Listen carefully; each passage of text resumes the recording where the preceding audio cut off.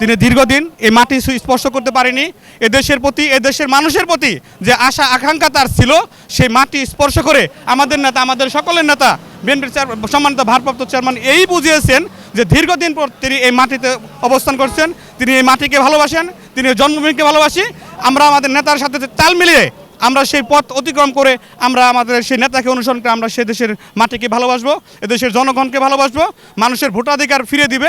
এটাই আমাদের দেশের বিএনপির চেয়ারপারসন বেগম খালেদা জিয়া এবং আমাদের সফল যায় আগামীর প্রধানমন্ত্রী দেশনায়ক তারেক রহমানের এই প্রত্যাশা, এই আশা, এই ব্যক্ত।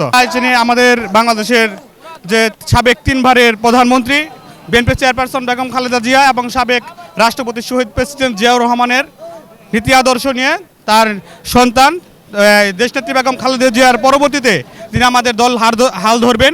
আমার নাম আরিফুল ইসলাম আরিফ, আমি ধামরাই উপজেলা স্বেচ্ছাসেবক দলের একজন সক্রিয় কর্মী এবং আমি ঢাকা জেলা সভাপতি ইয়াসিন ফেরদৌস মুরাদ এবং ঢাকা জেলা স্বেচ্ছাসেবক দলের সফল যুগ্ম আহ্বায়ক শাহজাহান হোসেন শিপুর নেতৃত্বে আমি রাজনীতি করি।